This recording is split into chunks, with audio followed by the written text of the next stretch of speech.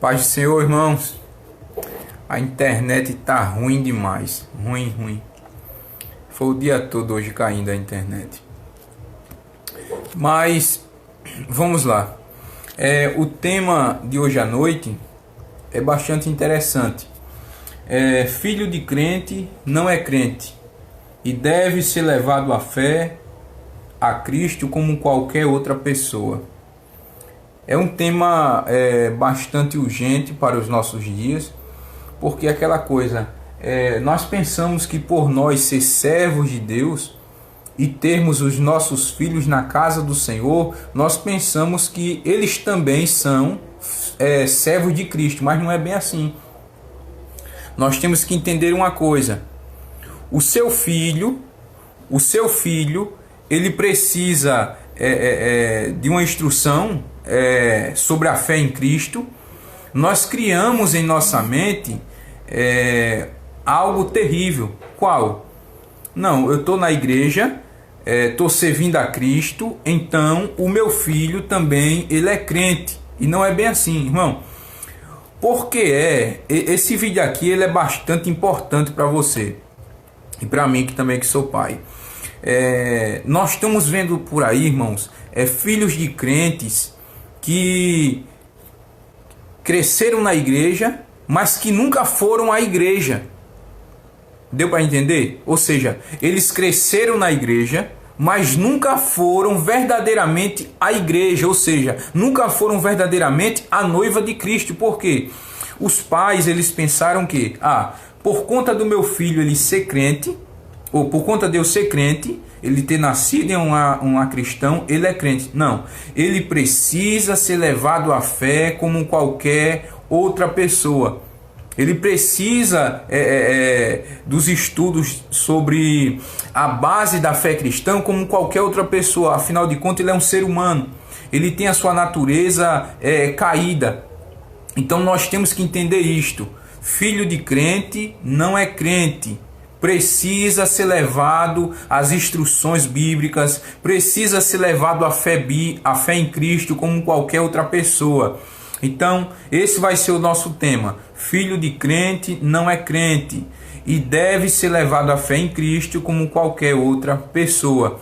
É bastante interessante. Por quê? Como eu falei no início, pessoas que cresceram na igreja e que nunca foram à igreja. E qual é o problema de hoje? É que os jovens, ele quando está na fase de criança, é aquela coisa, ele vai porque o pai força aí, né? Força aí a igreja, chora aquela agonia toda.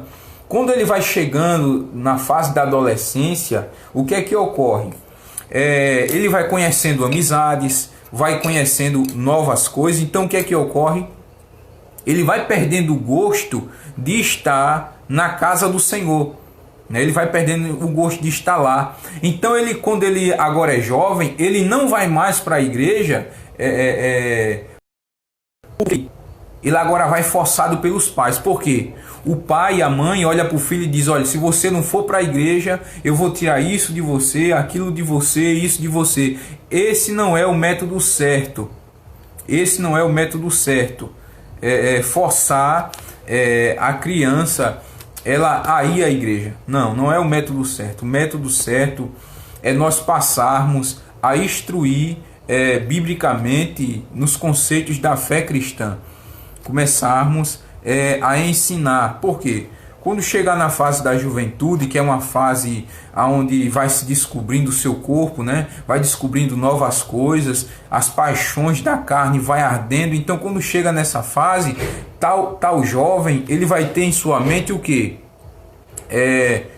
A minha mãe, o meu pai, ele passou para mim as instruções bíblicas, né? De como eu devo vencer a minha luta contra a carne, de como eu devo superar as tentações da juventude, né? Timóteo era um jovem pastor e Paulo ele sempre estava dizendo: Timóteo, foge das paixões da carne. Então, por que é que hoje muitos filhos de crente têm se afastado dos caminhos do Senhor? Por que é que hoje muitos filhos de crente têm deixado a casa de Deus, têm deixado o aprisco do Senhor? O principal motivo é a falta de instrução bíblica, que eles nunca passaram. Esse é o primeiro fator. O segundo fator é falta de diálogo. O camarada, quando ele é jovem, né, ele está na igreja forçado pelos pais. Se o pai ameaça, se você não for para a igreja, eu vou tirar isso e aquilo, como eu falei no início. Então o jovem já tá ali forçado. Você percebe que hoje os pais nas igrejas, principalmente quando o filho é jovem, entre os seus 15, 14, 16 anos, quando eles levam seus filhos para a igreja, o que é que ocorre? Seus filhos geralmente estão assim, ó, de braços cruzados, cabeças baixas. Por quê? Eles não querem estar ali. Ou seja, por que é que eles não querem estar ali? Primeiro, porque eles nunca receberam instrução do que é o templo, do que é adorar a Deus. Então, como é que ele vai sentir desejo de estar na casa de Deus se ele nunca recebeu uma instrução de como é estar na casa de Deus, da alegria que é estar na casa de Deus? Quando eu falo casa de Deus, irmão, entenda, nós somos a igreja, mas as quatro paredes são um lugar onde a igreja, que somos nós, se reunimos para adorar o Senhor. Então, como é que um jovem ele vai ter prazer de estar no lugar de reunião, de adoração a Deus, se nunca ele recebeu uma instrução do privilégio que é estar lá e compartilhar da presença de Deus e da comunhão juntamente com os irmãos? Então, o primeiro fator é esse. Primeiro, a falta de instrução sobre a fé cristã. O segundo fator é o diálogo, né? Por exemplo, quando um jovem cristão ele nasce, né? Ele já vem de um lar cristão, né? Ele geralmente tem medo de contar os seus desejos, as suas fraquezas interiores para os seus pais. Eles têm medo. Por quê? Um jovem ele tem medo de contar suas fraquezas carnais para o seu pai. Porque geralmente ele pensa, nossa, se eu for contar a minha fraqueza, se eu for contar que eu ando me masturbando, porque geralmente isso que acontece. Você que é pai, você que é mãe, sabe o que é isso, né? Sabe o que é isso, ter um filho jovem, né? Principalmente quando ele é homem. Então o que é que acontece? Às vezes o seu filho ele está se masturbando, está fazendo coisas que desagradam a Deus, né? Está sendo levado à fraqueza da carne dele, e ele não conta essa fraqueza para você, pois ele tem medo. Pois ele pensa em sua mente que você irá reagir para com ele de uma forma agressiva, né? Espancá-lo. Então o que é que ocorre? Ele, ao invés de dialogar com você e contar suas fraquezas para você, que é o pai e mãe, ele vai contar para quem? Para outro jovem. E quando outro jovem que também está na mesma situação que ele está, o que é que ocorre? Geralmente o outro jovem vai dizer, não rapaz, isso é normal, eu também faço isso. Então na cabeça dele ele vai crescendo achando que aquilo dali é normal. Então o que é que ocorre? O jovem ele vai crescendo e vai chegando a fase que ele vai pensando que as coisas que acontecem acerca do pecado, acerca das paixões carnais, isso é normal. Então o que é que ocorre? Vai chegar um período em que uma pessoa não crente, uma pessoa ímpia, vai chegar perto dele, vai oferecer coisas para ele, ele vai ceder. Por quê? Primeiro, a sua carne já está fraca, ele já não tem domínio sobre sua carne, já não tem instrução bíblica de como resistir às paixões carnais, de como dizer não para certas coisas. Então o que é que ocorre? Logo ele cederá. E o que é que ocorre? Certamente irá usar droga às escondidas, mesmo dentro da sua casa.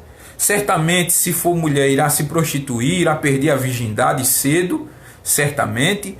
No caso dos homens, vão se enturmar em grupinhos, aonde há cachaça, aonde há maconha. Então o que é que ocorre? Você perderá a guerra. Por quê? Primeiro, voltando para o início, por conta de falta de instrução, de como uma criança ela se conduzir na presença de Deus e o privilégio que ela tem de estar na reunião com os irmãos adorando ao Senhor. Então esse segundo ponto é o diálogo. Hoje, os pais que têm jovens filhos crentes na faixa etária de 15 a seus 16 anos estão perdendo feio a batalha dentro de casa. Por quê? Os filhos não obedecem. Esses filhos vão para a igreja, vão não por alegria, mas vão forçadamente. Então os pais cristãos hoje estão perdendo a guerra, porque eles entenderam que eu sou crente, a minha esposa é crente, o meu filho nasceu num lar cristão, então ele é crente. Tire isso da sua cabeça. O seu filho, ele precisa ser levado à fé cristã, à fé em Cristo, como qualquer outra criança. Ele não é um santo. Ele não é alguém impecável. Ele não é alguém com o corpo já glorificado, impossível de pecar ou cair em tentação. Entenda uma coisa. Ele é uma pessoa que já nasceu com sua natureza decaída, né? O salmista, no Salmo de número 151, verso 5, ele diz: em pecado eu nasci, em pecado me concebeu minha mãe. O salmista diz que as crianças, elas já nascem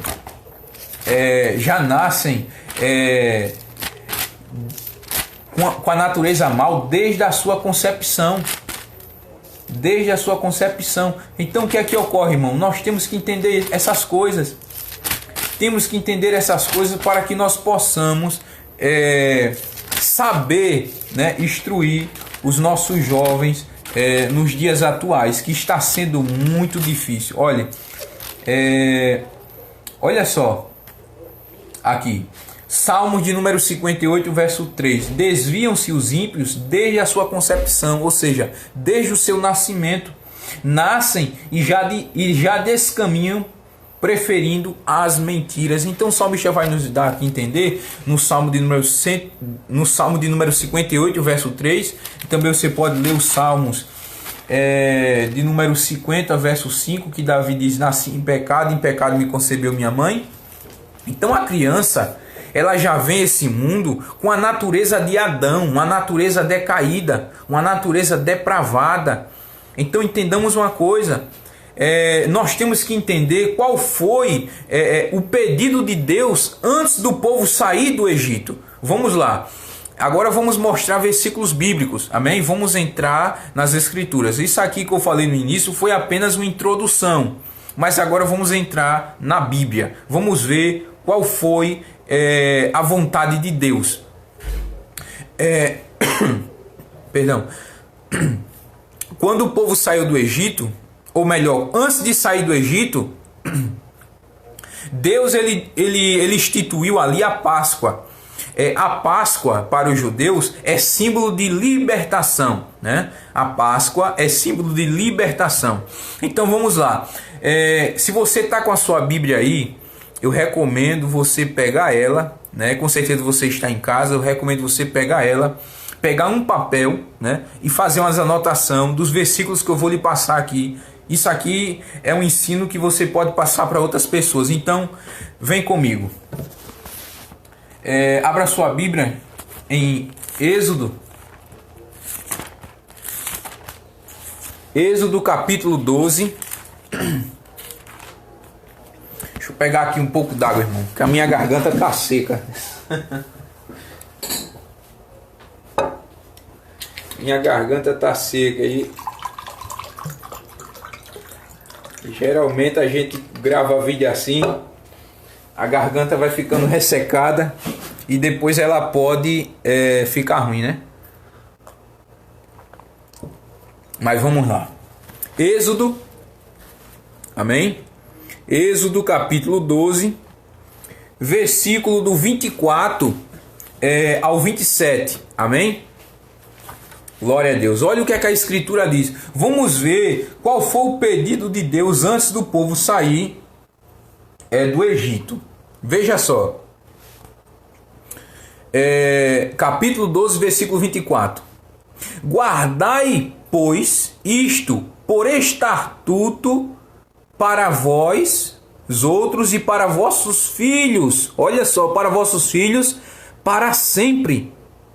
Para sempre. Então entendamos uma coisa.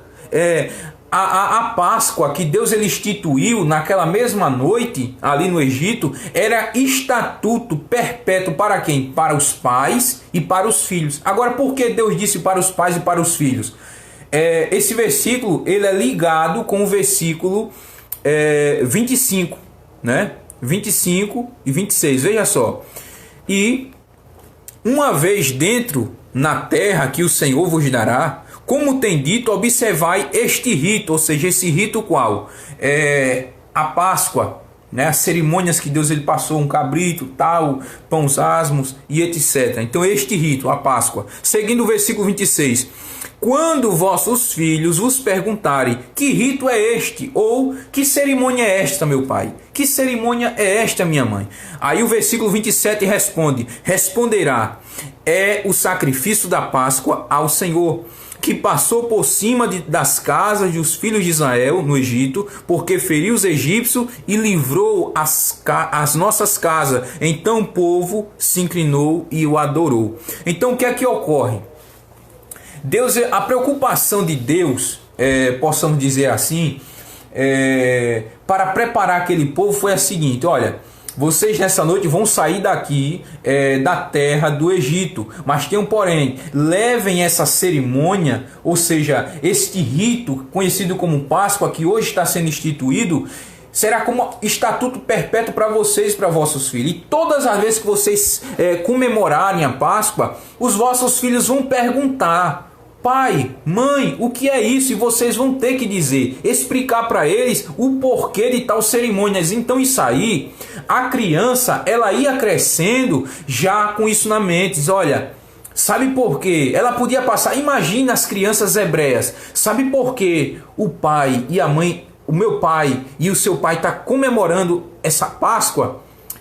E eles iriam dizer entre si, imagine outra criança falando com outra, olha, é porque o nosso Deus, ele livrou os nossos pais da opressão do Egito. Ele livrou nossos pais da opressão do Egito. Então isso aqui é uma cerimônia para nos fazer lembrar da grandeza e do poderio de Deus naqueles dias no Egito. Então isso aí já ia crescendo na mente das crianças, porque elas iriam crescer, né? Elas iriam crescer e esse ensinamento elas iriam levar para os filhos dela. E isso aí seria por estatuto perpétuo. Então note aqui que tal como Deus ele falou lá no Egito, nós também temos que seguir essa norma hoje. Não estou falando que nós devemos seguir os ritos da Páscoa, mas eu estou falando de um outro sentido. A criança ela está aí na sua casa, está na minha casa. O que é que nós devemos fazer, irmãos? Começar a passar os princípios da base cristã. Mostrar quem é Jesus. Né? Mostrar quem é Jesus, mostrar o que é o reino de Deus, mostrar o privilégio de estar na casa do Senhor, mostrar basicamente quem é Deus para uma criança e o privilégio da salvação unicamente pela graça, livres de obras humanas, para que isso venha estar na mente das crianças. Então, notemos uma coisa interessante, é que José também, quero que você abra a Bíblia aí comigo, aqui em Gênesis capítulo 50, bem nos finalzinhos dos versículos. Do versículo 22 ao 26, olha o que é que diz. José habitou no Egito, ele e a casa de seu pai, e viveu 110 anos. Viu José os filhos de Efraim até a terceira geração, também os filhos de Marqui, filho de Manassés, os quais José tomou sobre os seus joelhos. Seguindo, disse José a seus irmãos: eu morro, porém Deus certamente vos visitará e vos fará subir desta terra para a terra que jurou a dar Abraão, Isaque e Jacó. José fez jurar os filhos de Israel, dizendo: certamente Deus vos visitará e fareis transportar os meus ossos daqui. Morreu José na idade de 110 anos, e balsamaram e o puseram num caixão no Egito. José, antes de morrer, ele reúne os judeus, né? E traz ali um diálogo para eles. Olha, eu já estou morrendo, mas certamente Deus levantará alguém para vos tirar daqui. Quando ele vos tirar, levai também meus ossos daqui. Isso daí os israelitas passavam de um para os outros e passavam geralmente para os seus filhos. Por quê? Todo o tempo em que Deus ele tirasse o povo dali, eles iriam levar os ossos de José também, né? Então José disse: certamente Deus vos visitará. E qual foi a maneira que Deus ele visitou o povo? Mediante a vida de Moisés, concedendo poderes a ele para que ele pudesse aplicar esse poder que ele recebeu na terra do Egito, como forma de mostrar para aquele faraó e para o povo ali o poder do Deus dos hebreus. Então vamos lá, esse ensinamento, ou seja, essa palavra profética que José lançou, iria seguir os israelitas, os judeus, né, por toda a vida deles, né? Os que vivessem iriam passar para os seus filhos, para eles crescerem e já estar com isso na mente. Mas voltando, uma coisa interessante que nós devemos entender, e que eu falei no princípio do vídeo: filho de crente, não é porque você tem o seu filho crente, levando ele para a igreja, que ele vai seguir os seus passos. Nós temos o exemplo de Arão. Arão era um sacerdote, né, irmão de Moisés, e eu quero que você abra aí sua Bíblia em Levítico. Vamos falar um pouco sobre os filhos de Arão. Levítico capítulo 10, versículo de 1 a 2, olha aí. Nadab e Abiú, filhos de Arão, tomaram cada um seu incensário e puseram neles fogo. E sobre este incensário trouxeram fogo estranho perante a face do Senhor. E os que lhe não ordenara. Então saiu fogo de diante do Senhor, os consumiu e morreram perante o Senhor. Olha agora, o verso 3. E falou Moisés a Arão: isto é o que o Senhor disse: mostrarei a minha santidade naqueles que o chegar a mim, e serei glorificado diante de todo o povo. Porém Arão se calou. Irmão, é duro você ver dois filhos seus serem fulminados por fogo da ira de Deus e você ficar calado. É duro. Arão teve que se calar. Arão teve que se calar. Por quê? Não é que os filhos dele não recebessem instrução. Não é por falta de instrução. Possamos dizer a curiosidade. O pai deles certamente instruía eles, dizendo: olha, na casa de Deus, no tabernáculo, não pode haver fogo estranho. Não pode haver fogo estranho. Certamente Arão passava para os seus filhos. Mas o que é que ocorre? Irmão, há jovens que querem pagar para ver. Há jovens cristãos, filhos de crente, que querem pagar para ver. O pai diz: olha, não faça isso. Não faça isso. Não ande com aquele camarada. Não ande com aquela menina, né? E eu sei que você que está me vendo, que tem filhos jovens na faixa etária de 12, 15, 16 anos, está passando por isso. Aquela fase de você dizer: olha meu filho, olha minha filha, não ande com aquele camarada ali, não ande com aquela menina ali, porque não convém. A vida dela é uma vida totalmente diferente, a contrária às escrituras. Mas só que entenda uma coisa: existem coisas que na cabeça do jovem ele tem que ver, ele tem que sentir. Então aquela coisa, os filhos de Arão, né, levaram fogo estranho para a casa de Deus, levaram fogo estranho para lá. Então entenda uma coisa: não é que eles não sabiam, eles sabiam que não poderiam levar. Eles sabiam que não poderiam levar, mas eles levaram. Eles levaram. Então nós temos que entender uma coisa: assim está vivendo muitos filhos de cristãos atualmente. O pai diz: olha, não faça isso, meu filho, é proibido fazer isso aqui, né? O nosso Deus não se agrada dessa atitude. O nosso Deus não se agrada dessa forma de vida. Mas o jovem, ele não está nem aí. Ele quer viver, ele quer seguir, ele quer sentir. Então nós devemos entender uma coisa. Os filhos de Arão desobedeceram e morreram. Foram fulminados. E o pai, vendo eles ali no chão mortos, ele teve que se calar, pois ele sabia que eles tinham quebrado uma regra de Deus. Ele sabia que eles tinham desobedecido ao Senhor. E com certeza naquele momento, Arão deve ter passado na mente dele o conselho que ele passara para eles desde pequeno. Não se pode fazer isso nem aquilo diante do tabernáculo. Não se pode levar isso nem aquilo para o tabernáculo. Não se pode levar isso ou aquilo para o lugar onde a presença de Deus está. Não se pode levar coisas além das quais Deus determinara que estaria lá. Não se pode, mas eles não deram ouvido. Mas, enfim, outro ponto interessante que nós vamos seguir agora, Eli, os filhos de Eli, né?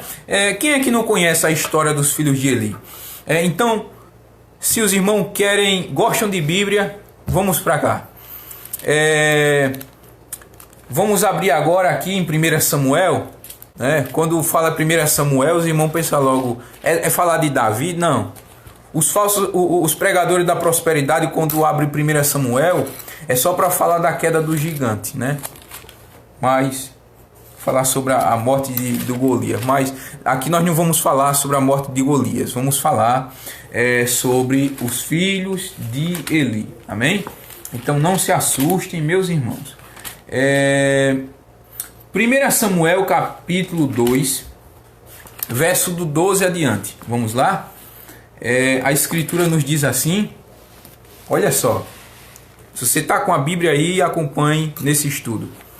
1 Samuel 2, verso 12 adiante, que diz assim: Eram, porém, os filhos de Eli, filhos de Belial, e não se importavam com o Senhor. Seguindo, pois, o costume daqueles sacerdotes com o povo era que, oferecendo a alguém o sacrifício, vinha o moço do sacerdote, estando cozendo a carne, com um galfo de 3 dentes na mão, e metia o galfo ou na panela, ou no tacho, ou na marmita, e tudo quanto o garfo tirava, o sacerdote tomava para si. Assim se fazia todo Israel que ali estava em Siló. Seguindo, também, antes de se queimar a gordura, vinha um moço do sacerdote e dizia ao filho que... Perdão, me perdi aqui. Também antes de queimar a gordura, vinha o moço do sacerdote e dizia ao homem que sacrificava: dá cá a carne para assar ao sacerdote, porque não aceitava de ti cozida, senão crua. Pulando agora para o versículo 17, para nós darmos aqui a explicação. Era, pois, muito grande o pecado desses moços perante o Senhor, porquanto eles desprezavam a oferta do Senhor. O que é que ocorre aqui sobre os filhos de Eli? Mais outro exemplo, que filho de crente não é crente. Filho de pastor não é pastor. Filho de pastor não é pastor. Não é porque eu sou pastor que o meu filho vai ser pastor. Para ele chegar lá, primeiro a graça de Deus tem que alcançá-lo. Tudo é pela graça. Segundo, eu tenho que passar para ele instruções. Tenho que passar para ele os princípios da fé em Cristo. Tenho que passar para ele, aleluia, coisas concernentes ao arrependimento, sobre a redenção. Tenho que passar para ele coisas concernentes à obra maravilhosa de Cristo na cruz. Então entendamos uma coisa: os filhos de Eli, como a Bíblia diz, eram filhos de Belial, filhos rebeldes. Filhos rebeldes. Então entendamos uma coisa, irmão. Entendamos uma coisa aqui. O povo na época tinha parado, por conta dessa rebeldia dos filhos de Eli, tinham parado de sacrificar, de levar sacrifícios de oferta para o templo, para o tabernáculo que estava em Siló. Então o que é que ocorre? O povo já não estava nem aí mais por conta dos sacrifícios, Não estava nem aí por conta de quê? Da rebeldia de Ofni e Finéas, filhos de Eli. Então nós devemos entender uma coisa. devemos entender uma coisa. Eli corrigiu os filhos dele? Corrigiu. Nós vamos ver isso aqui agora. Se você está com a Bíblia aberta, vem comigo. Versículo 22. Era, porém, Eli já muito velho, e ouvia tudo quanto seus filhos faziam, todo Israel, e de como se deitava com as mulheres que serviam à porta da tenda da congregação. E disse: por que fazeis tais coisas? Por que fazer essas coisas? Pois de todo este povo ouço constantemente falar do vosso mau procedimento. Não, filhos meus, porque não é boa fama esta que ouço. Estás fazendo transgredir o povo do Senhor. Pecando o homem contra o próximo, Deus lhe fará o árbitro. Pecando, porém, contra o Senhor, quem intercederá por ele? Entretanto, não ouviam a voz de seu pai, porque o Senhor os queria matar. Irmão, isso aqui é tão sério, irmão. O Senhor já queria matar Ofines e Finéias. Existirá momentos, isso aqui é conselhos de pai para pai. Isso aqui, entenda uma coisa. Isso é conselho em forma de um estudo de pai para pai, mãe e etc. Existirá momentos na vida de um pai que ele irá corrigir o filho ele não dará ouvido. Não dará ouvido. E geralmente essa fase de não dar ouvido é a fase da adolescência. Na sua faixa etária dos 15 a 16 anos. E como nós estamos vivendo nos dias atuais, até menos do que isso. Crianças de 11 anos já estão mostrando rebeldia total. Então o que é que eu quero dizer com isso? Existirá momentos na vida de um pai e de uma mãe que ele vai puxar na orelha do filho em palavras. E o filho vai fingir para a mãe e para o pai que está ouvindo aquela correção. Ele pode até simular ali um arrependimento, chorar na sua frente, mas aquelas palavras repreensivas para com a vida dele não adiantarão de nada, porque a rebeldia já está enraizada em seu coração.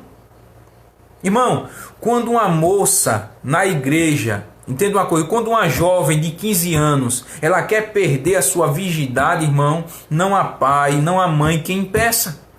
O pai pode dizer: olha, não saia, eu não quero você andando com aquele cara, eu não quero você namorando com aquele cara. Quando a moça ela quer se perder, não há conselho. Não há conselho. Você pode sentar com ele ou com ela aqui, sentar, ela pode chorar, dizer: não, eu não vou mais. Mas ao virar as costas, na primeira oportunidade, ela se deitará com o cara numa cama ou no meio do mato, seja lá onde for. Entendamos uma coisa. Quando um jovem ele quer usar droga, ele mesmo estando na igreja, um filho de crente, quando ele quer usar droga, não empatará, nada impedirá ele, irmão. Nada impedirá. Nós temos um exemplo na Bíblia. Temos um exemplo na Bíblia de um pai que estava vendo a má fama de seu filho e corrigiu eles, mas eles não deram ouvido. Eles estavam desprezando a palavra de seu pai. Estavam desprezando as ordens que Deus passara concernente ao tabernáculo, as leis do sacrifício. As ordens das quais eles deveriam estar dentro dos padrões, eles estavam desprezando. E a Bíblia vai nos dizer que o Senhor queria matar eles. Entendamos uma coisa, meu irmão. Entendamos uma coisa. Se você é pai, mãe, e tem seu filho, sua filha, principalmente filha, de 15 anos, 16 anos, eu quero dizer para você, meu irmão, não deixe sua filha namorar. Ela ainda não está na idade de namorar. Não está na idade de namorar de jeito nenhum. E imagine só você que é pai, você que é mãe, que tem sua filha jovem de 15, 13 anos que já está querendo namorar. Aí vai namorar com um cara, estando na igreja. Esse que também está na igreja já não tem uma convenção genuína, já não nasceu de novo. Então o que é que ocorre? Ele já está lá com segundas intenções. Está lá na igreja, dando uma de crente, todo bacaninha, dizendo glória a Deus, aleluia. Ele não nasceu de novo. A falta de instrução que você passou para o seu filho é a mesma falta de instrução que talvez ele tenha recebido.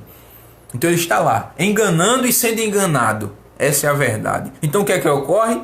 Ele chega como um manso cordeiro, pede para namorar com a sua filha, e você, como um pai, diz: não, deixa, ele está na igreja também, né? Nós já conhece. Aí onde você se engana. Aí onde você se engana. Ninguém conhece ninguém.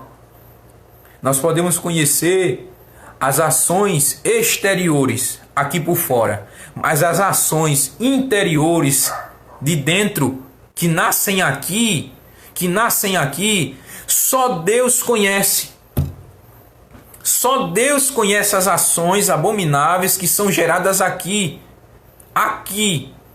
Só Deus ele conhece a podridão que é a mente de um jovem na igreja. Só Deus ele conhece. Os pais não conhecem porque não há diálogo. Não há diálogo. Eles não se abrem para os pais com medo. E eles vão se abrir com outros jovens que também têm a mente pervertida e caem em uma desgraça total. Então, se você... Eu vou ser franco aqui. Eu tenho filha. Minha filha tem 4 anos. Né? Tem 4 anos. Está crescendo a fase da juventude. Tenho consciência disso. Mas eu quero dizer para você aqui. Se você é uma mãe, é um pai que entregou sua filha para namorar, ela tem 15 anos, 16 anos, 17. Se você entregou para namorar com um camarada, mesmo na igreja, você entregou carne para lobo comer. Essa é a verdade. Você entregou carne para lobo comer. Uma hora ou outra você vai saber que ela perdeu a virgindade, que ela não é mais moça. Uma hora ou outra. Por quê? Não estão preparados, irmão. Não estão preparados. O que é que 2 jovens vão fazer? A carne ardendo, as paixões da carne queimando. É a mesma coisa de eu dizer: olha, pega aqui de um lado fogo e pega do outro lado essa garrafa de gasolina com a tampa, sem tampa. É a mesma coisa de eu pegar você e dizer: ó, toma aqui esse brasão de fogo e essa garrafa de gasolina aqui sem a tampa. É a mesma coisa. Você vai andar e o fogo... Então entendamos uma coisa. Você que é pai, você que é mãe, que deixou sua filha namorar, ela tendo 13, 15, 16 anos, né? Se você entregou sua filha para namorar com qualquer um que diz que é crente aí, estando na igreja, você entregou carne para lobo comer.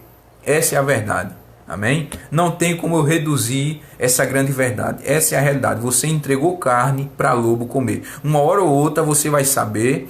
E se os irmãos na igreja não já estiver sabendo, né? E se as pessoas na rua não já estiver sabendo que sua filha já não é mais moça.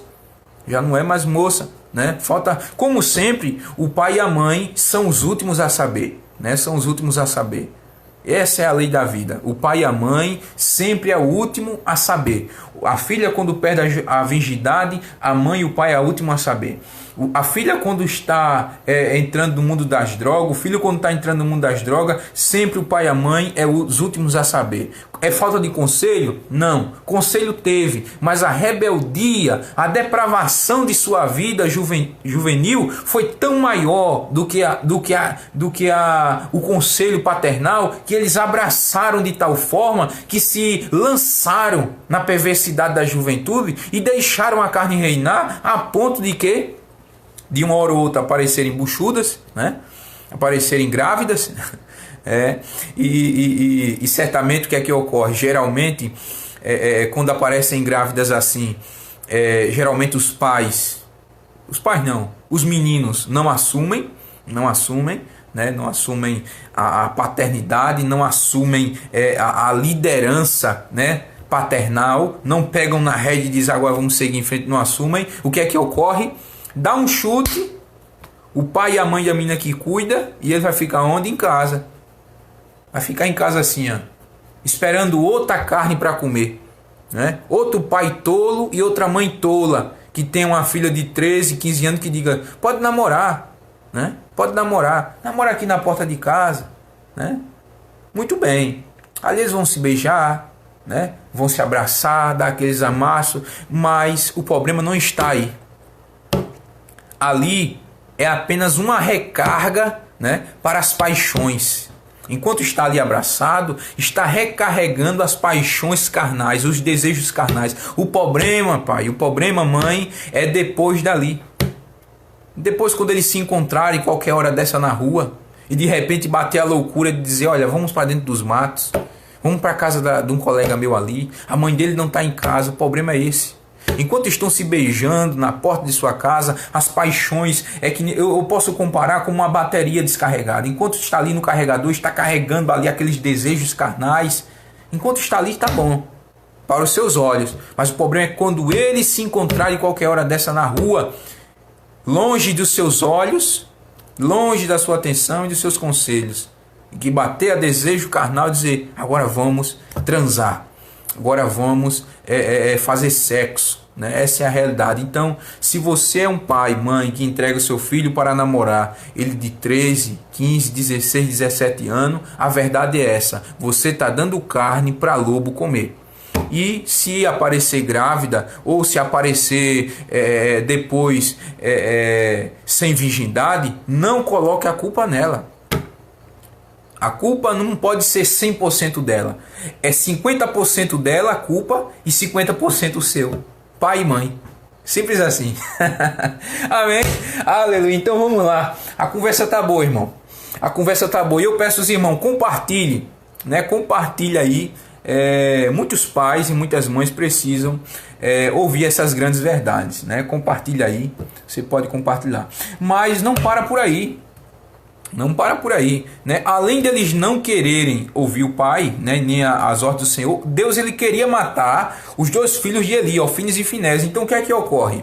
Justamente nisso aí, houve ali um período em que eles desobedeceram, já estavam rebeldes, né? Foi permitido ali por Deus uma guerra, e eles levaram a Arca da Aliança. Ali foi, diga assim, uma desculpa para que Deus ele viesse exterminar aqueles dois filhos do diabo, digamos assim. E eles morreram na batalha. O pai estava lá, né, sentado no banquinho, encostado num pilar do templo. Então o que é que ocorre? Quando a notícia chega, diz, olha, Ofnis e Finés morreram. O pai, ao escutar a notícia, ele não leva tanto choque. Por quê? Ele já sabia que o filho já estava para morrer. Por quê? Porque Deus já estava de olho neles para os matar. Eu quero já trazer isso aqui, um outro ensino para você.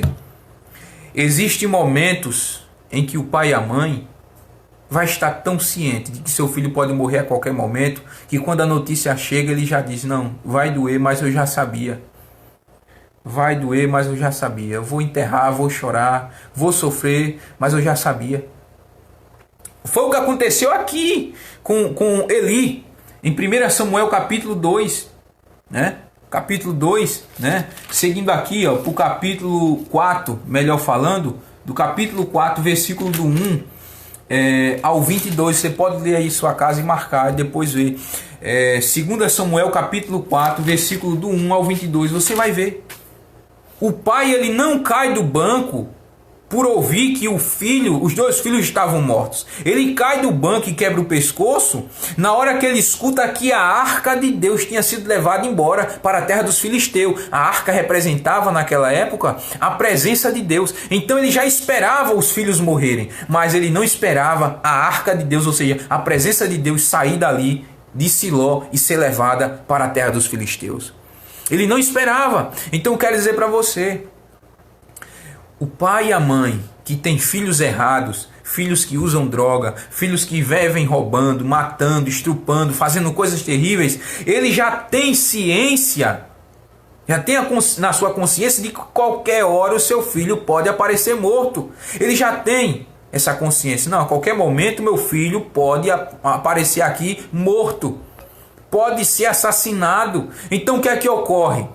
O pai e a mãe vai sofrer porque o filho vai morrer, vai, mas ele já sabia. No velório, quando os parentes se juntarem, ele vai dizer, não meu primo, não meu irmão, eu estou chorando, mas eu sabia, o caminho que esse cara estava levando era para morrer mesmo. Ele estava roubando, estava matando, estava estrupando, estava brigando, arrumando confusão. Então o pai e a mãe, há momentos na vida em que o pai e a mãe está sepultando o filho ou uma filha rebelde, está lá sepultando, o coração está doendo, está machucando, mas a consciência na sua mente está lá escrita, eu já sabia que ia acontecer isso. Quantos conselhos eu não dei? Quantos conselhos eu não dei que não andasse com aquele cara, que não se entregasse para essa vida? Quantos conselhos eu não dei? Então, irmão, há momentos que a história de Eli se aplica em nossas vidas. Eli, ele já sabia que os seus filhos iam morrer, mas Eli não esperava a arca de Deus ir embora. Eli não caiu do banco e quebrou o pescoço quando ouviu que os 2 filhos estavam mortos. Eli caiu do banco e quebrou o pescoço quando ouviu que a arca tinha ido embora. Então quero dizer isso para você. Você é um pai, você é uma mãe que de certa feita criou seu filho na igreja, mas que por um acaso ele se deu uma de filho pródigo e caiu no mundo da bebedice, caiu no mundo das drogas, caiu no mundo da prostituição. Se você criou sua filha na igreja e ela agora é lésbica, e ela agora é uma jovem pervertida, anda nua na rua. Se você sabe que a sua filha está caminhando por caminhos que uma hora ou outra ela vai aparecer morta, eu quero dizer para você, faça a sua parte. Ore. Pregue. Se você... Isso aqui agora é uma lapada para você. Isso aqui é uma lapada para você e eu não posso aliviar. Não posso aliviar de hipótese alguma. Se você é um pai, uma mãe, que no início da fé gerou filhos, né? E disse, não, eu sou crente e meu filho é crente. Se você levou por esse lado que filho de crente é crente e não passou a instrução da fé cristã, não levou tal criança à fé em Cristo, não levou tal criança aos princípios da fé, você não tem de que se queixar, porque o principal culpado foi você de não ter levado tal criança aos princípios da fé cristã, não levar tal criança a entender que servir a Deus não é pegar um brinquedo e estar na igreja. Servir a Deus é adorar o Espírito em verdade. Então, se culpe você mesmo de não ter instruído a criança no caminho que se deve andar, para que quando ela crescer não venha se desviar dele, ou seja, não venha se iludir com coisas que o mundo traz e venha cair fora. Há pais hoje, pai e mãe hoje, cristão, que estão se lamentando hoje de ver os seus filhos nas drogas, na prostituição, vendo sua filha envolvida com um traficante, isso e aquilo outro. Não é simplesmente porque ela quis. Há também a escolha dela, né, da sua natureza depravada, como eu falei no início do vídeo. Mas a falta de instrução no começo da vida de uma criança, irmão, é principal. Os primeiros passos na vida cristã são principais para o novo convertido. Assim também, as primeiras instruções para a vida de uma criança é importante, pois ela vai crescendo, vai se desenvolvendo, tendo a mentalidade de que ela deve se desviar dos caminhos maus e deve buscar, que doa ou que deixe de doer, fazer a vontade de Deus. Então, meu irmão, se você é um pai, uma mãe que tem seu filho nessa vida errada, culpe-se primeiro por não ter passado, por não ter levado tal criança à fé cristã, né? Por você ter pensado que filho de crente é crente. Segundo, 50% culpa dele e 50% culpa sua. É uma dura realidade, mas é a pura verdade, irmão. Outro ponto importante é Samuel. Deixa eu tomar aqui mais um pouco d'água, irmão, que a garganta já está ficando seca. A gente fala e a garganta vai secando, né? Aleluia. Deixa eu botar mais água aqui no copo. Cansa, mas a gente... Amém, vamos lá. Aleluia. Vamos falar agora sobre Samuel, né? Samuel, olha, e a história está ligada um ao outro. Primeiro, Samuel, ele cresceu junto com Eli, né? Com Ofines e Finés, que eram filhos de Eli, filhos rebeldes. Então, o que é que ocorre? Samuel foi um pai exemplar. Foi um homem que julgou Israel por toda a sua vida. Foi um homem que foi sacerdote durante toda a sua vida. Foi obediente a Deus. Serviu a Deus de um modo exemplar. Exemplar. Então eu quero dizer para você, isso aqui é outro ponto importante. nem sempre os filhos irão seguir o exemplo de seu pai. Eita glória, eu sei que isso aqui, irmão, é maravilhoso. Nem sempre os filhos irão seguir o exemplo de seu pai. Nem sempre. Você pode dizer, mas pastor, que coisa é essa? Eu vou lhe mostrar na Bíblia que nem sempre os filhos irão seguir o exemplo de seu pai. Vem comigo. 1 Samuel capítulo 8, versículo do 1 ao 2. Diz assim: Tendo Samuel envelhecido, constituiu seus filhos por juízes sobre Israel. Ele já estava cansado, né? Já tinha julgado Israel por toda a sua vida, né? Ou seja, ele dedicou sua vida. Isso aí eu quero lhe mostrar no capítulo 7, versículo 15, né? Que é o contexto anterior. Diz assim: e julgou Samuel todos os dias da sua vida a Israel. Ou seja, ele se dedicou. Ele era juiz e sacerdote. Julgou, né? Todos os dias da sua vida Israel. E profeta, né? Também. E seguindo aqui, ele se dedicou. Foi um exemplo de homem. Era pecador? Era. Era um pecador assim como eu e você. Mas foi um exemplo de homem. Fez a vontade de Deus, mesmo em suas fraquezas humanas, tais como nós temos também.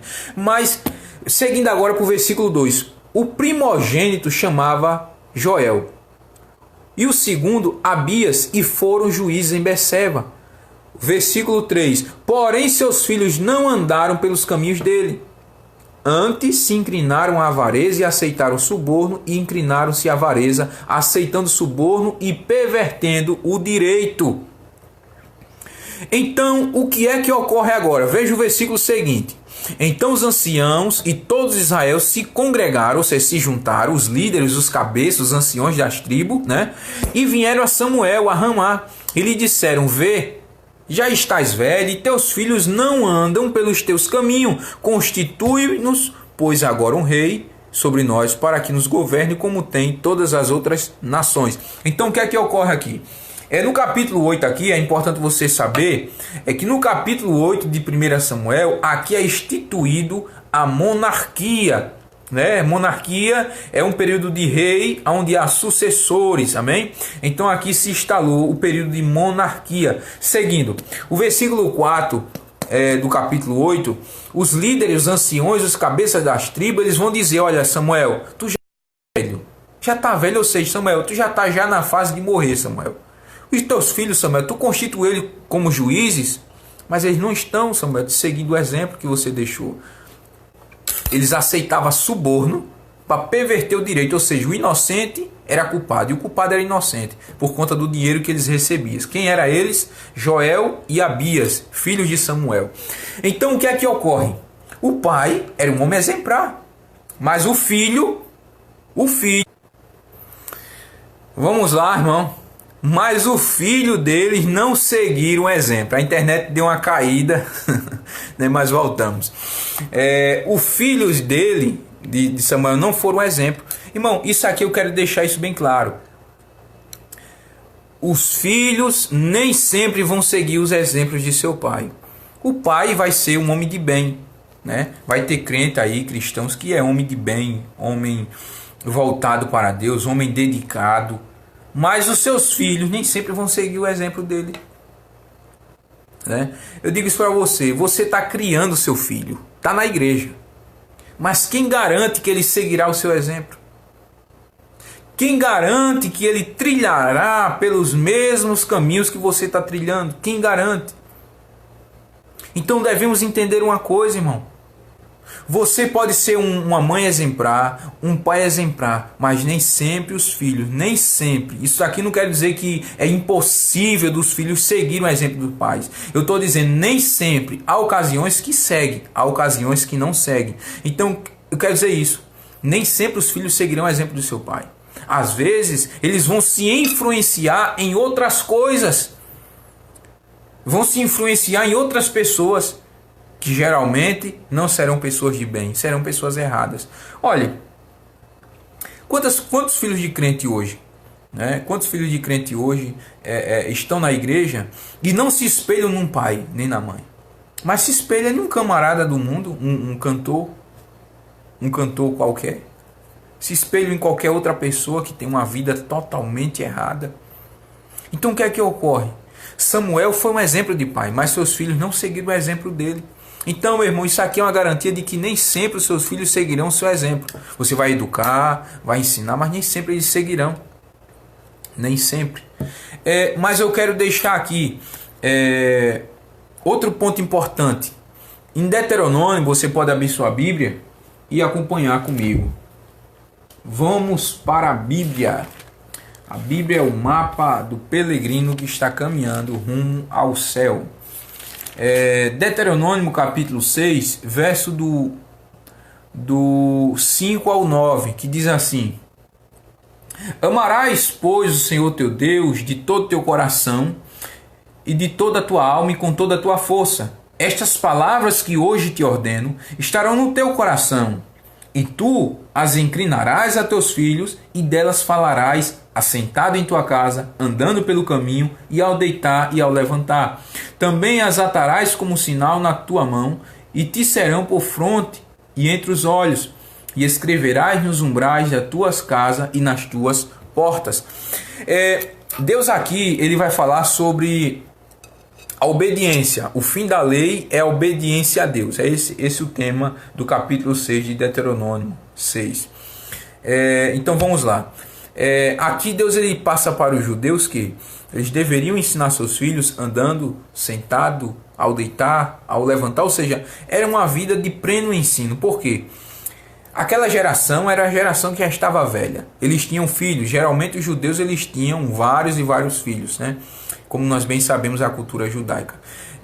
Mas enfim, eles deveriam passar para os seus filhos os conceitos da lei, né? Os conceitos da obediência a Deus, né? Por intermédio da lei. Deveriam mostrar os acontecimentos que marcaram a trajetória daquele povo até a terra prometida. Deveriam ensinar tudo, né? Todos os fatos, passo a passo. Para quê? Para que elas crescessem já com aquilo na consciência, já sabendo daquilo, da vontade de Deus. Mas enfim, o povo entrou na terra prometida, caminhou. A Bíblia diz que aqui no capítulo 2, Juízes capítulo 2, verso do 6 adiante, deixa eu ler aqui. Olha só. Havendo Josué despedido o povo, foram-se os filhos de Israel, cada um a sua herança, para possuírem a terra. Servindo o povo ao Senhor todos os dias de Josué e todos os dias dos anciãos que ainda sobreviveram por muito tempo depois que Josué, e que vieram todas as grandes obras feitas pelo Senhor a Israel. Olha agora. Faleceu Josué, filho de Num, servo do Senhor, com idade de 110 anos. Sepultaram no limite de sua herança em Timates-Heres, na região montanhosa de Efraim, ao norte do monte Gás. O versículo 10 agora é que nos chama a atenção. Foi também congregada a seus pais toda aquela geração, e outra geração após eles se levantaram, que não conhecia o Senhor, nem tampouco as obras que fizeram. Esse texto, irmão, ele me deixa assim um pouco preocupado, porque esse texto aí reflete a geração atual. O povo de Israel havia morrido, os antigos. Uma nova geração, ou seja, uma nova geração, novas pessoas surgiram. E essas novas pessoas que surgiram, elas não tinham conhecimento do que aconteceu no deserto. Elas não tinham conhecimento do que aconteceu no Egito. Elas não tinham conhecimento do que era a Páscoa. Não tinham. Então o que é que ocorre? Está se levantando uma nova geração de filhos de crente que não conhecem a Deus, não conhecem o reino de Deus, não conhecem os atributos de Deus, não conhecem quem é Jesus, não conhecem quem é o Espírito Santo, não conseguem saber e nem manusear a Bíblia. Essa é a nova geração do filho dos crentes. E os pais? Tá na igreja? Tá bem. Tá na igreja, tá bem. Note, as crianças vão para a igreja. Elas, na hora do culto, vão para onde? Para a escolinha. Na escolinha vão fazer o quê? Pegar papel, desenhar um sol, nuvem, uma casinha, né? Desenhar, pintar, pronto, terminou o culto, para casa. Chega lá contando historinha. Meu irmão, eu acho interessante o conceito. Amém, irmãos? Como eu estava dizendo agora há pouco, antes do vídeo parar, eu acho interessante o conceito de educação dos puritanos. Os puritanos, eles educavam as crianças, os seus filhos, de uma maneira exemplar, né? E nós devemos olhar, se você é uma mãe cristã, um pai cristão, você precisa conhecer a história dos puritanos e a educação que eles traziam para os seus filhos. Você precisa conhecer, irmão. É fenomenal. Fenomenal. Então, essa é a geração de hoje, onde os filhos dos crentes vão para a igreja e vão ouvir historinhas, pintar um sol, um arco-íris, isso e aquilo. Eles devem, os filhos dos crentes, irmão, na igreja, igrejas grandes, que tem sala para as crianças, devem ter irmãs que cuidem dessas crianças, que tenham entendimento das escrituras. Estão colocando quem? Jovens. E geralmente esses jovens não sabem de nada, só sabem movimentar, fazer as crianças sorrirem. As crianças precisam crescer, serem educadas segundo os conceitos da fé cristã. Elas precisam ser ensinadas acerca do que é o reino de Deus, ainda que seja de uma forma simples, mas que seja passado. Para elas já crescerem com isso na mente. Elas não precisam de historinhas de carochinha, porque João plantou um pé de feijão, Não. Elas precisam entender que ainda que você passe de uma forma simplificada para elas, da maneira que... Amém, irmãos? O vídeo está caindo direto, mas é isso aí. Eu quero encerrar por aqui. Compartilhe esse vídeo, né? Compartilhe. Pais e mães cristãs precisam ouvir essa verdade. Amém? Compartilhe, peço a você que compartilhe para seus amigos, né, que são pais e mães cristãs, precisam ouvir essa verdade que foi transmitida aqui, segundo a graça de Deus. Que Cristo os abençoe, a paz de Cristo e até a próxima. Amém.